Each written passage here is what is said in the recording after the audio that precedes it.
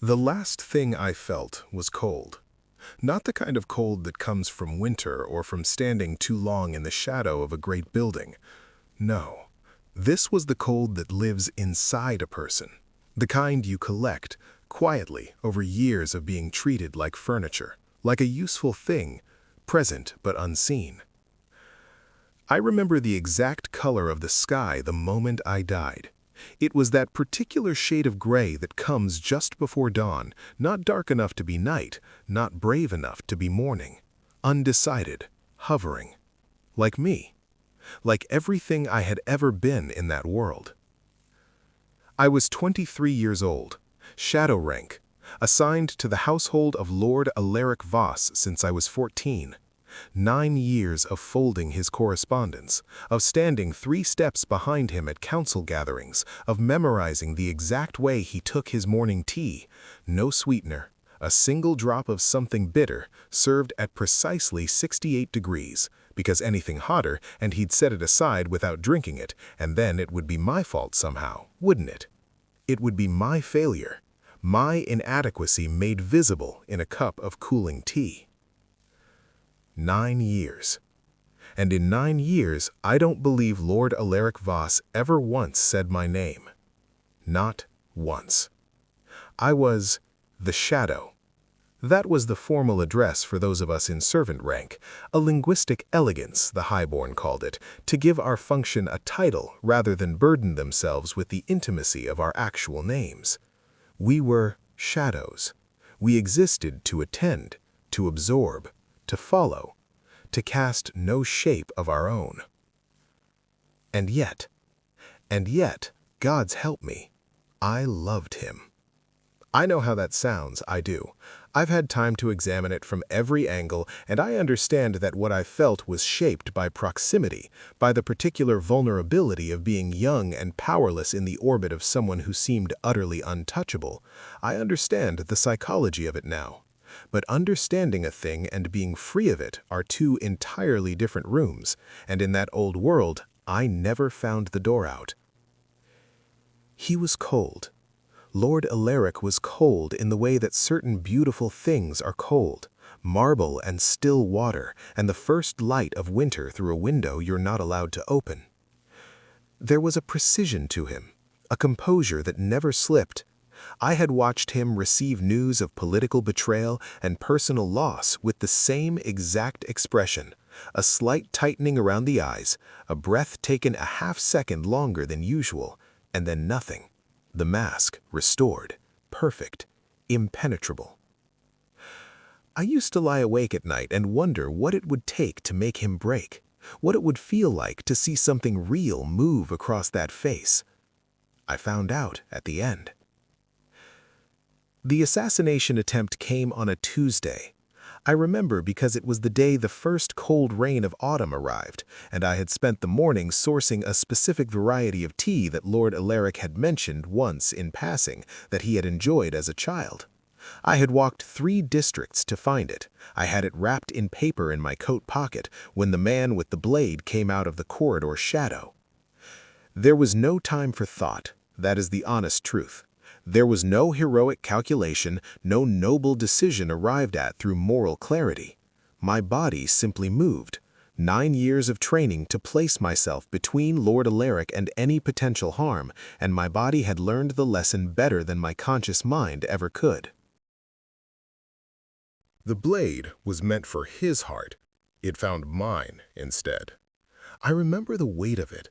I remember the cold of the stone floor as I went down, and I remember, this is the part I have turned over in my hands 1,000 times since. I remember Lord Alaric's face, finally cracked open. He knelt over me on that floor. Lord Alaric Voss, who did not kneel for anyone, who had stood unmoved at the funerals of princes. He knelt on that cold stone, and his hands, I could feel his hands pressing, urgent and shaking, and his face was broken, not composed, not masked, broken, like something had shattered behind his eyes all at once, and what was underneath was not the cold I expected.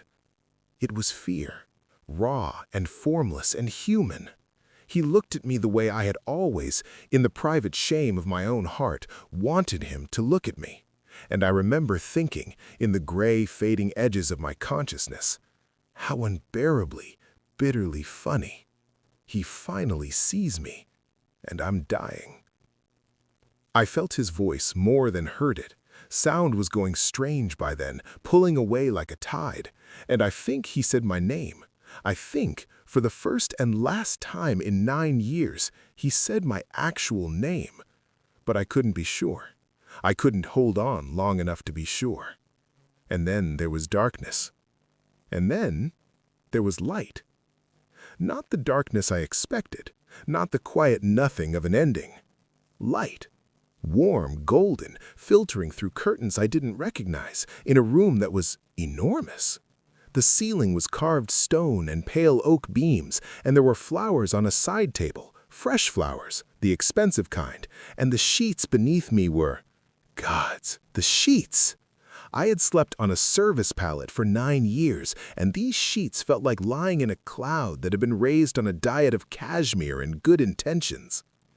I sat up.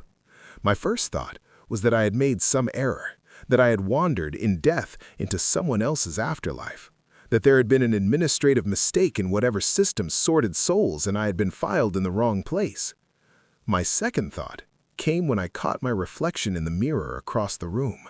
I stood slowly. I walked to it on legs that felt wrong, not painful, just new somehow, differently weighted. And I stood in front of that mirror and I looked at myself for a long, silent moment.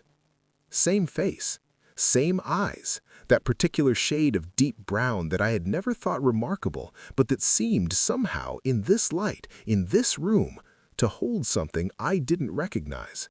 Steadiness, weight, authority. And on my chest, visible above the neckline of a sleeping shirt that cost more than my entire previous wardrobe, the crest. The high-rank crest. I touched it with 2 fingers. It was warm, slightly raised, like a scar that had healed into something elegant. I knew what it meant. Every person in the rank system knew what it meant from childhood. The crest of the highborn meant power, protection, precedence. It meant doors opened before you. It meant your name was spoken first in every room. I was shadow rank. I had been shadow rank since I was old enough to understand the word meant. And yet here, in this room, in this body that was mine and yet somehow more than the one I remembered, here was the crest, undeniable. Golden at my chest like a promise or a challenge or some cosmic joke I hadn't yet understood the punchline of. I stood at that mirror for what felt like a very long time. And then someone knocked at my chamber door. "My lord," the voice was professional, contained. "It is the hour of your morning dressing, if you are ready." I turned around, and the world, this new, bewildering, impossible world, tilted completely on its axis. Because standing in the doorway, holding a carefully folded set of formal robes over an arm, dressed in the gray and silver of a household servant, with a service collar at his throat, was Lord Alaric Moss. No. Let me be precise, because precision matters here, and I need you to understand exactly what I was experiencing in that moment, because it was not a single feeling, it was not clean, it was 15 feelings simultaneously, crashing into each other like badly timed waves, and I needed every ounce of whatever strange new composure this body and this rank seemed to have gifted me to simply stand still, to simply breathe. He looked the same. Of course he looked the same. It had only been a night. My rational mind understood that I had not somehow time-traveled into the far future, that this was a parallel world, not a future one. And so the face in front of me was the face I knew. Sharp jaw, pale as winter, hair that fell across his forehead in a way that his former household staff had been never permitted to remark upon, but that I had privately, quietly noted approximately 10,000 times. Those gray eyes, the color of the undecided sky that had been above me when I died. Calm, professional, asking nothing. But there was the collar, the servant's collar at his throat. the service mark at his wrist just visible below the cuff of his gray uniform, and the way he stood, 3 steps inside the doorway, head slightly inclined, waiting for permission to approach, that particular posture of alert, invisible readiness that I knew from the inside, that I had lived from the inside. That was the posture of a person who had learned to make themselves small while remaining functional. 9 years of mornings I had stood in that posture, outside his door, holding his robes, waiting for his word that I could enter. And now here was Alaric Voss doing the same. For me. I don't know how long I stood there without speaking. Long enough that he looked up, a brief professional check, the kind of look that asks, "Have I done something wrong?" without quite allowing the question to be audible. And our eyes met. He didn't know me. That was immediately, devastatingly clear. He looked at me with the polite, attentive blankness of a well-trained servant looking at the Lord they serve, and there was nothing in it. No recognition, no flash of that broken face I had taken with me into death. Nothing. He didn't know me, and I knew him completely. I knew the precise temperature at which he preferred his morning tea. I knew that he had a small scar on his right hand from a childhood accident he had never, in my hearing, discussed with anyone. I knew that on the rare occasions when something genuinely moved him, he went very still and quiet, and the muscle in his jaw tightened twice, exactly twice before he recovered himself. I knew that he was allergic to a particular kind of wood polish, and that the household staff in the old world had been quietly instructed to use a substitute, and I would wager that no one in this world had thought to find that out yet. And so he was probably... I filed that away immediately, something clenching in my chest that I couldn't quite name yet. My lord? A gentle inquiry. Professional, not impatient. He had been trained well in this world, and the thought of that, the thought of Alaric Voss being trained to wait patiently while someone gathered their thoughts, sent something complicated and hot through the center of my chest. Yes, I said. My voice came out steadier than I expected. Come in. He approached and began the process of laying out the formal robes with practiced efficiency, and I stood in front of the mirror and watched his reflection move behind me, and tried, very quietly, very firmly, to manage the civil war happening inside my ribcage. Part of me wanted to hate him. I want to be honest about that. Part of me, the part that had spent 9 years invisible and 9 years in love with a man who looked straight through me, the part that died on a cold floor while wondering if he would even remember my name by the following week, that part felt something dark and electric move through it at the sight of him in a servant's uniform. A voice that said, "Now you know. Now you understand what it felt like. Every single morning for 9 years, this is what it felt like." I am not proud of that voice, but I'm not going to pretend it wasn't there. I think pretending it wasn't there would be a kind of lie, and whatever I am now, whatever strange mercy dropped me into this new life, I think I owe it honesty at least. But there was the other part. The part that had walked 3 districts in the cold rain to find specific tea just because he had mentioned it once years ago and had never seemed to remember mentioning it at all. The part that had learned the exact angle of morning light in his study so I could position his correspondence in the best reading position before he arrived. The part that had, and gods, this is embarrassing, this is genuinely embarrassing, but I said I would be honest. The part that had, on exactly 3 occasions over 9 years, been close enough to him that I could have reached out and touched his hand, and had instead pressed my own hand against my legs so hard I left marks, because to reach out would have been wrong, would have been too much, would have overstepped every boundary that the rank system and basic self-preservation had drawn around me. That part looked at Alaric Voss standing quietly in a servant's uniform, and felt something that was not triumph. That felt something that was much, much softer and much more dangerous than triumph. It felt protective, which was new, which was entirely, disorientingly new. Because in the old world, I had never been permitted to protect anyone. I had only ever been protected, or not, as it turned out in the end, by the arbitrary goodwill of those above me. But here, in this body, with this crest warm at my chest, here, protection was something I could offer, and the realization of that in the presence of this specific person did something strange and fundamental to the architecture of whatever I was becoming in this new world. He finished laying out the robes, stepped back, inclined his head, waiting. "What is your name?" I asked. A fractional pause. Not long. He recovered quickly, well-trained, but I caught it. The slight recalibration of a person who has been asked a question they did not expect from the person asking it.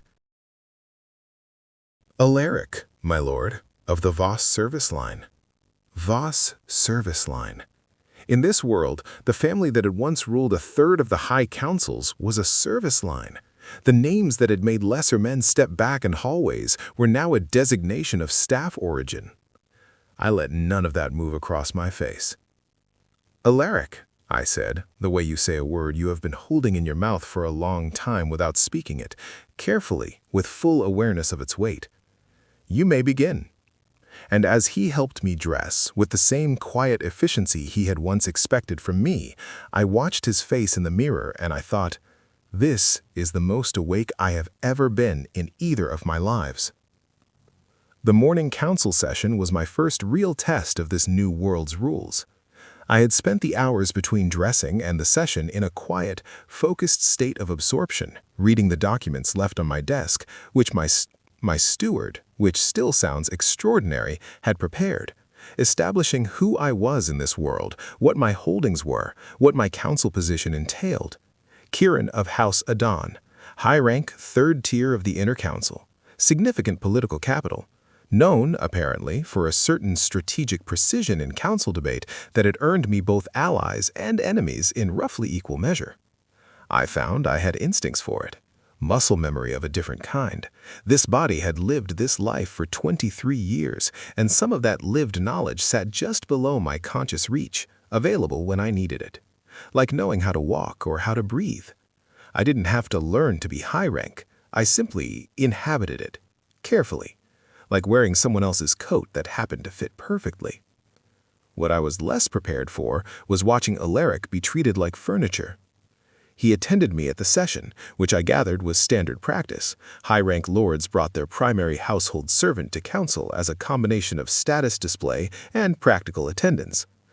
I did not love this, but I noted it, filed it, and focused on navigating the session without revealing that I had, technically, been in this world for approximately 6 hours.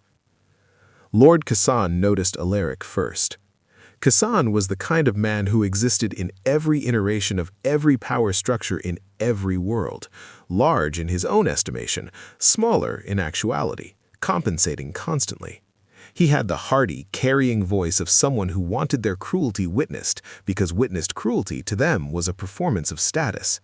And he fixed on Alaric the moment we entered the council antechamber with the focused attention of someone identifying a target. "Voss line," he said, loud enough for the nearest 4 people to hear, looking at Alaric with the particular brand of amused disdain that requires a living person to be treated as an object of entertainment. "You're still running the Adon house? I heard you keep you on the council floor now. Dropped considerably, haven't you?" Alaric's face did not change. And this was the moment that broke something open in me, because I recognized that face. I knew that face from inside. That particular blankness that is not emptiness, but is instead a very highly trained act of self-containment. The face of someone who has learned that any visible reaction will be used against them, and so has made themselves a smooth, unreflective surface, and waits for the commentary to pass the way you wait for rain. He said nothing. He inclined his head a precise, professional degree, and Kassan laughed, that particular laugh that is not actually amused but is using the shape of amusement to deliver harm, and turned to say something to the man beside him. I moved before I thought about it. "Lord Kassan." My voice in this body had a particular quality I was still getting used to. It carried without effort, clear and even, and it had a kind of gravity that made people turn. Several people turned. Kazan turned. I don't believe the antechamber is the appropriate setting for commentary on household arrangements, unless you'd like to raise it as a formal agenda item.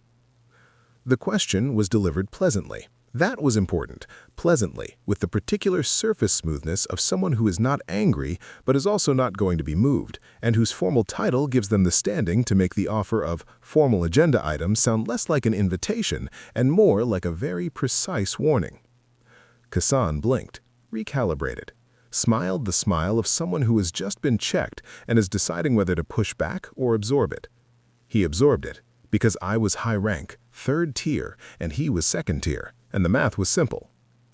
"No need," he said, still using the hearty voice but now with its edges pulled back slightly. "No offense intended to your household, Adon." "None taken," I said, on anyone's behalf. And I moved forward and did not look back at Alaric, because looking back would have been too much, would have made it something it wasn't yet ready to be, and I felt at my back, without seeing it, something shift in the posture of the man walking 3 steps behind me, something almost infinitesimally less contained. The recess between sessions gave us 20 minutes. I brought him to one of the small attendance corridors that bordered the main council hall. I had spent enough of my life in attendance corridors to know their geography intuitively, and there was something briefly wryly funny about that. I stood at the narrow window that looked out over the inner courtyard, and I said without turning, "Are you all right?" This, I knew, was a dangerous question. In the rank system, in either version of it I had experienced, "Are you all right?" directed at a servant by a lord was either a trap or a formality, and the correct answer to both was some variation of, "Perfectly well, my lord, thank you for your concern," delivered with no emotional content, to demonstrate that you understood the question was rhetorical. I waited. "My lord?" Measured, checking the terrain. "I'm not asking as your lord." I turned then, looked at him. He was standing correctly, the 3-step distance, the alert stillness, and his face was composed, and his eyes were watchful, and he looked so completely like the man I had spent 9 years, silently, hopelessly orbiting, that something very old and very tired moved through me like a current. "I am accustomed to it," he said, finally, and then as if the words had surprised him on the way out, "But thank you, my lord." "Kieran," I said. He blinked. "My lord?" "My name is Kieran. You don't have to. You can use it when we're not in council." The look on his face. I have thought about that look many times since. It wasn't gratitude exactly, though gratitude was part of it. It was the look of someone who has been handed something they weren't expecting and doesn't quite know where to put it. Not because they don't want it, but because all the shelves in that particular room were emptied out a long time ago, and they aren't sure it's safe to start filling them again. He said nothing else, but he nodded, and for just a moment before the professional blankness reassembled itself, I saw the muscle in his jaw tighten. Twice. Exactly twice. And I turned back to the window before he could see what was happening on my face. The rest of the day moved through me like a strange dream, the familiar rhythms of a life I had never lived but somehow knew, the strangeness of sitting in the high seat and speaking with a voice that carried, and watching doors open and watching people orient toward me the way that, in another world, they had oriented toward the man who was now walking quietly behind me. And I watched him, when I could do it without being obvious. I learned this new version of him in pieces, in stolen glances and careful attention, the way I had learned the old one, because the method, it turned out, was the same regardless of which side of the rank line I was standing on. Observation, patience, the ability to receive information quietly without reacting to it. He was different. Not entirely. The precision was still there, the composure, the strange contained quality that made him seem like something that existed a few degrees apart from the ordinary world, but there was something underneath it that the old Alaric had not had, or had not shown, or had buried too deep for me to reach from the distance he maintained between us. Vulnerability. Real, unarmored human vulnerability, the kind that comes from having been reduced, from having been brought down from a height and made to understand that you were not, after all, untouchable. He carried it carefully, the way you carry something that's been broken and repaired, functional but aware of its own fractures. I knew that feeling too. And somewhere in the long, strange hours of that first day, the dark part of me, the part that had wanted him to understand, to know, to feel the particular cold of being overlooked, went quiet, because he had already known. He had already learned it. This world had already taught him. And what I felt in the silence where that dark voice had been was something I hadn't expected. I felt sorry. Not in the diminishing way, not in the way that pities from a distance, in the way that recognizes, I know this room you're standing in. I have been in this room, and I would not wish it on anyone, not even you, not even the version of you that never said my name. That was when I understood what I was going to do. I asked him to stay after the evening duties were complete. This was unusual, I gathered. It broke the standard structure of the day, which ended with the household servant performing a final accounting of the next day's schedule and then withdrawing to the servants' wing. He stayed because I asked him to, and because I was his lord, and in this world, that was still how it worked. But I was done with how it worked. We were alone, the two of us in the main chamber, and the fire was low, and the evening was quiet, and he stood in the correct place, 3 steps from the chair where I sat and waited, professionally, patiently for whatever I needed. I looked at him for a long moment, at the collar at his throat, at the service mark at his wrist, at the face I had memorized in another life and carried into this one. "Sit down," I said. "Please." "My lord." "Kieran," gently. "And please, sit." He sat. He chose the chair at the careful social distance a servant would choose, not beside me, but not at the other end of the room either. The middle distance of someone who is trying to correctly read a situation that doesn't have a protocol. He sat with his hands on his knees and his spine very straight and his eyes on me, watchful and uncertain, and, in the firelight, with the evening quiet around us, so human that it almost undid me. I've been thinking about how to say what I said next, and I've decided the only way to say it is to say it the way I said it then. Not constructed, not managed, just the truth. Undecorated. Because I had been practicing decorated truth for 9 years and it had gotten me a cold stone floor and a man saying my name too late, and I was not going to do that again. Not in this life. "I know this isn't normal," I said.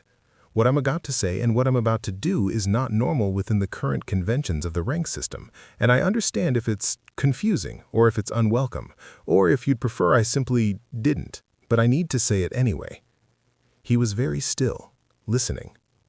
"You deserve better than what this world has given you," I said. "And I don't mean that in the abstract way that people say it at formal equality discussions. I mean you, specifically, sitting in that chair right now. You are—" I stopped, started again. "There is something in you that I have never stopped seeing, across every circumstance, in every configuration. A kind of steadiness, an integrity that doesn't depend on what room you're standing in or what title is attached to your name. And I think that quality is remarkable. And I think this world has spent considerable effort trying to make you forget that it's there." His face. I want to describe his face, and I don't quite have words large enough for it. He was still composed, because he was Ulrich Voss, and composure was the architecture of him, but the light behind it had changed. Something was happening behind those gray eyes that was not professional and was not managed, and was not the smooth, trained surface of a servant at work. He looked struck, the way lightning strikes something, not destructively, but with a force that completely reorganizes what it touches. He opened his mouth, closed it, tried again. "Why?" His voice, for the first time since I'd known this version of him, was not quite level. "Why would you say that to me?"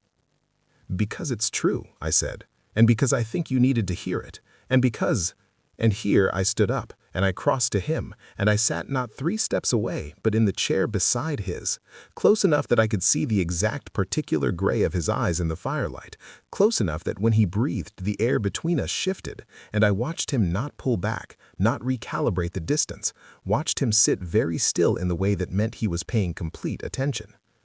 "I'm not interested in being your lord," I said. "I have lived enough of my life inside the rank system to know that the things it asks us to perform are not the things that matter. What matters is that, when I look at you, I don't see a servant. I have never seen a servant.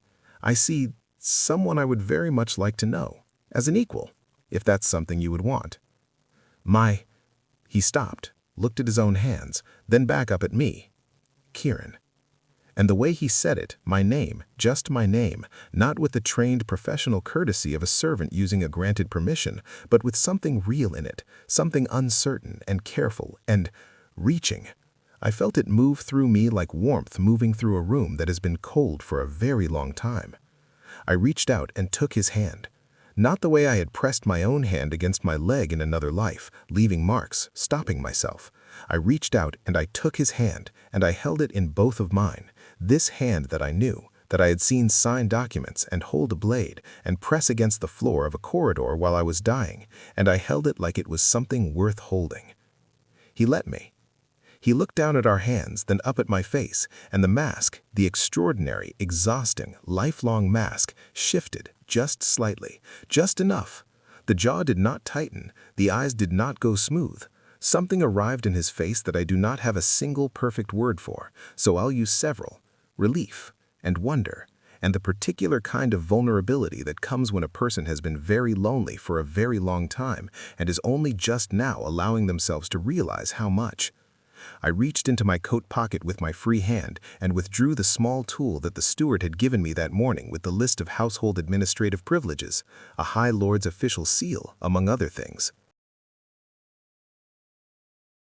I turned it to the particular function I had spent the afternoon quietly researching, the one that was technically within my authority, but had not, I gathered, been used by anyone in living memory.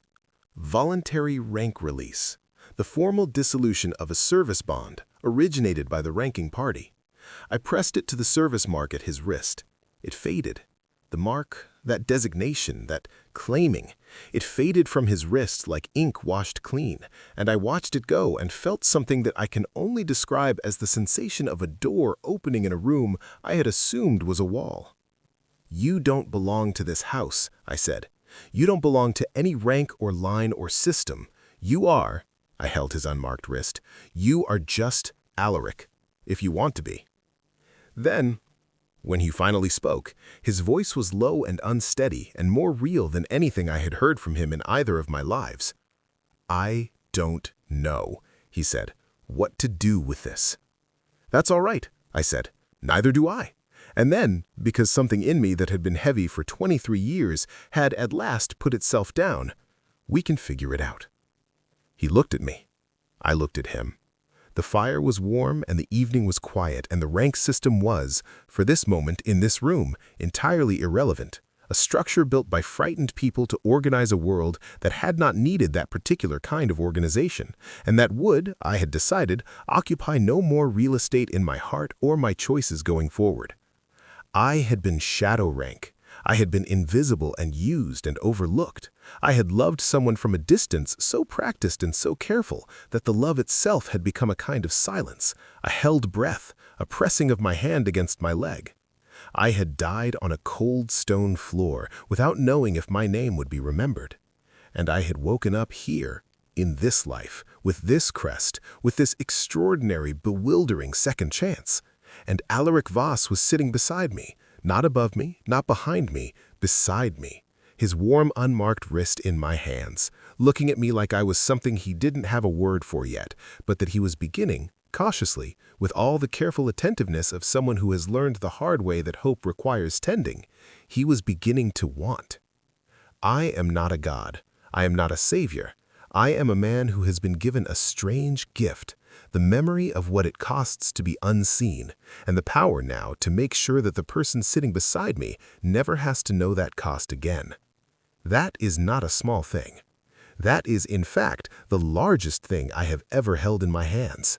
And I am going to hold it carefully, the way something matters to you when you almost didn't get the chance to hold it at all. My name is Kiran of House Adan. I was shadow rank for 9 years, and I died cold on a corridor floor. And I woke up in a world where everything was reversed, and I was given a choice, to let the reversal be a revenge or to let it be a beginning. I choose the beginning, for both of us. I choose it on behalf of every morning I stood invisible in a doorway with his tea at the right temperature, and every night I pressed my hand against my leg and didn't reach out, and every single moment in between when I was less than I should have been allowed to be. I choose it because he is different here, in this world, cracked open and uncertain and learning and worth it. He is so completely worth it. And because, in the moment I was dying, with everything fading and the cold coming in, he said my name. I don't know if it was too late then, but it is not too late now. It is not too late. The fire, his breathing, and mine, the soft, settled quiet of something finally beginning. The end.